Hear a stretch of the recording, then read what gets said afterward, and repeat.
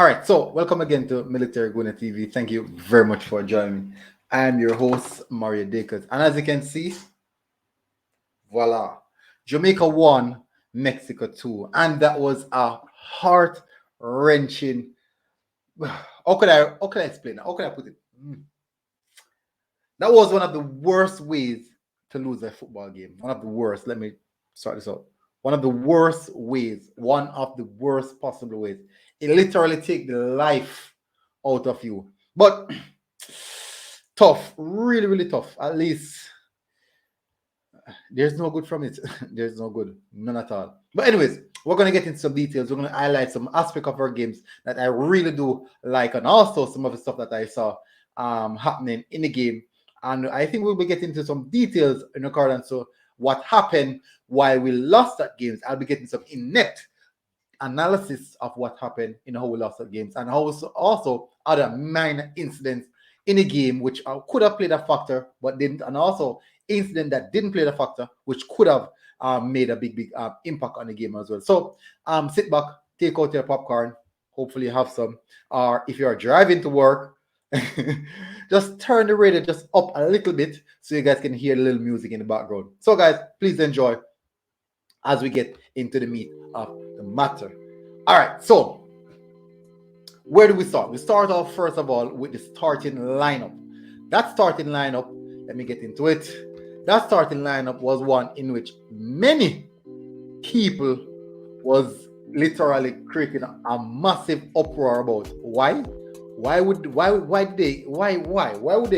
create that uproar about that? So previously there was a leak starting lineup. There was a leak starting lineup that came out would drive the fan base very crazy headaches. it really ripped through the fan base in regards to the particular started lineup that was leaked. So what we're gonna do, I'm going to show you the official starting lineup on the JFF website. Good, yeah. So let's start off with this. This is where we should start. That is the starting lineup. We have Andre Blake in goal. We have Ethan Pinnock, Damian Lowe as the two centre back pairing. Kemar Tax-Lawrence at the left back. Javian Brown at right back.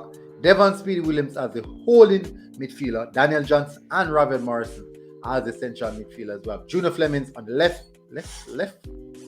Yes, Junior Fleming's on the left, and we have Junior Fleming's on the right, and Lamar Walker on the left, and Mikel Antonio leading line. On the bench you have Reggae Powell, Alvas Powell, the notorious Alvas Powell, the famous Alvas Powell for this game.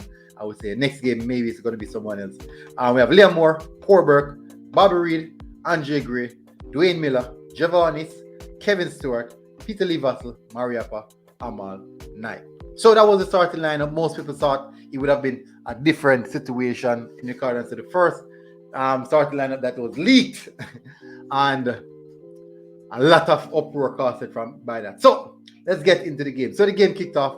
Relatively, both teams find it very difficult to settle, and as you know, the Mexican would have settled a bit faster than the Reggae Boyz. As you know, these guys do have a team that I would say that is as gelled and not doing the best, but they are very much thirsty. And I do think that they would settle faster because they are more of a possession-based team than us. Not bad first off. We were in the game. We weren't out.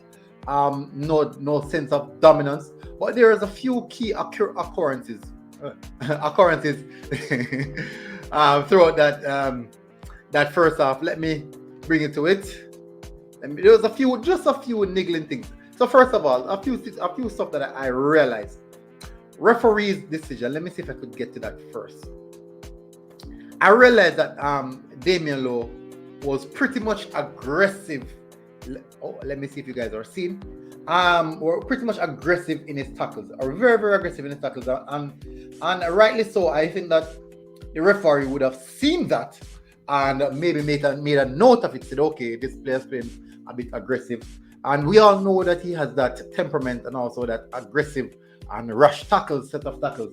You can see from here on Ravel Morrison's face, the disparity and the disbelief that the card was given. Even Speedy Williams, these guys were literally in dismay about the situation. I'm gonna let you guys have a look. So here he has a smile and he's saying, "What? You really giving me a card for that?"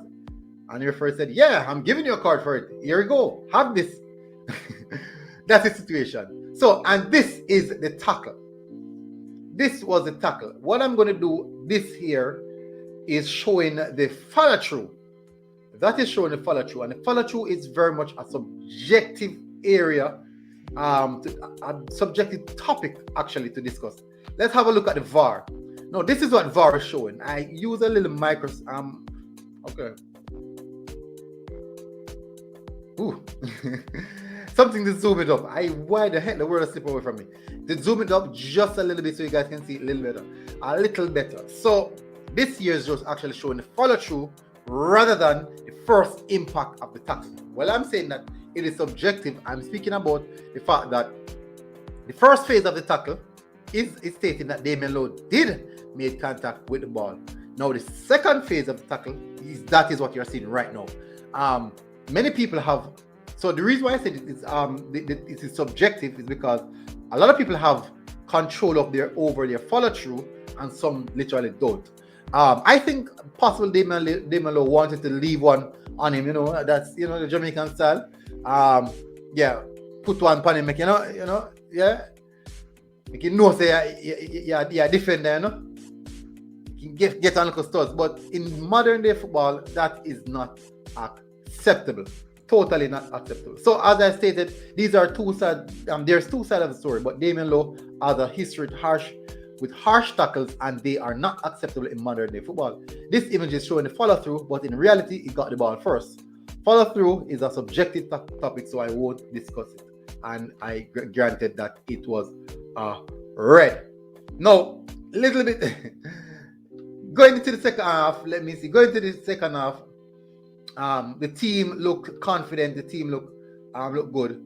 Despite going 10-man down, coming out, this is what happened. The guys had a little prayer session to build back the confidence in the team. Moreover, to get the team spirit going and the chemistry going. So, kicked off in the second half, early out. Here comes Daniel Johnson with a beautiful, hard-driven ball, hard and low, in the bottom left corner of the goalkeeper. He literally had no choice. He looked across and he didn't say anything. Paul Hall clapping. I wanted to catch Paul Hall celebrating because he was celebrating like this. Then we all caught that, and he was saying like, so he got back to himself when he was celebrating like, okay, let's get back. The job is half done, and we still have more to go. So Ravel Morrison, Daniel Johnson, they are celebrating. The entire Reggae Boy fraternity, yes, I'm going to say fraternity, was actually in delight, while the Mexican coach looking and said, "What are my players doing? These players are trying to get me fired. They're trying their best to get me fired." But in aspect, they didn't do that. Now, in the later stages of the game, let's get to where things got serious. Let's get to where things got really, really serious. So this is where we saw, this is actually the incident when Javier Brown went down. And this was actually when it was coming off. So Alvas Powell came on the 79th minute. I think people would say on the 80th minute. Yeah, that's what people would say, on the 80th minute. Alvas Powell came on. And a lot of people were saying, "Oh my word, this is bad news." And I wasn't that worried. You have other people saying that why didn't Mariappa came on and all these type of things. But we should be mindful. He's a player. He's the preferred right back. Actually, he's the first choice right back up until Javier Brown really stepped up his game and took the position. So I think that he would be first in choice if Javier Brown come off. Now, these are some incidents that I would want to highlight to you guys. So this is here. We have. So this is on the 89th minute. I won't show that one. Let me see if I could find one a bit earlier. Oh, okay. So these are earlier times. So this here is Alvas Powell. The ball is, hopefully you guys are seeing the cursor. The ball is over here. Alvas Powell is focusing on the player with the ball, whilst his marker or his mark, the player he should be marking, is running the channel. If at any given moment this player, the attacker, the winger, actually the Mexican winger, would have lifted his head up just for a second or a split of a second,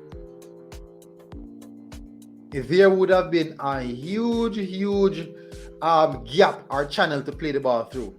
Now let's go a little bit further in the latter stages of the game. Now this is another incident. Right here, we have Alvas Powell keen onto the defender. As you can see, the arrow. He's so keen onto to the attacker. He's looking at the ball. My apologies. Keen onto the ball, whilst another marker running here. Now, albeit there's other factors to it. Junior Flemings should be the one possibly tracking the winger. If not, Alvas Powell should be speaking to Flemings. Said, okay, Flemings, cover. I think this is the number 10. Cover the number 10, and I'll go wide. Or go wide, and I'll zone the number 10. No form of communication. Okay, so here's another situation right here on the 88th minute. This year we have 1, 2, 3. 1, 2, 3 Mexican players in and around the 18-yard box. Alvas Powell solely focusing on the ball. As you can see, his head turned directly to the ball. Extremely focused on the ball. That is a major problem. Lift up your head. Be aware of your surrounding. Be aware of your surrounding. There's a player right there. There's a player right here. Either one of two things. Junior Flemings, you pick up the player right here, that is almost in a circle, or cover the player that is lurking in the channel. Now, here's another aspect of it. This is another one. He's tracking, paying attention to the ball, whilst this player is running the channel. No sense of awareness around in his surrounding. And if that to be the case, you would have told Junior Flemings to go and track the runner. So totally, Junior Flemings was not doing his defensive duty. Also, we should bear that in mind. He was not doing his defensive duties also. But as a defender, you should definitely be in charge of the defending aspect of the football and defending your zone. This here, as a right back, is your zone. And if you need assistance in your zone, you have all right to call a midfielder, another centre back, or the attacker that is in front of you to come and help protect your zone or protect that particular zone. Because in all aspects, it is the team who is defending. Now, for too many times in this one game, he's so caught. His eyes are so pinned onto the actions of the ball that he lost track of what's really happening in and around his surrounding. Now, the goals that we conceded, poor goals to concede. The first goal, I honestly thought that Andre Blake could have done a little bit better.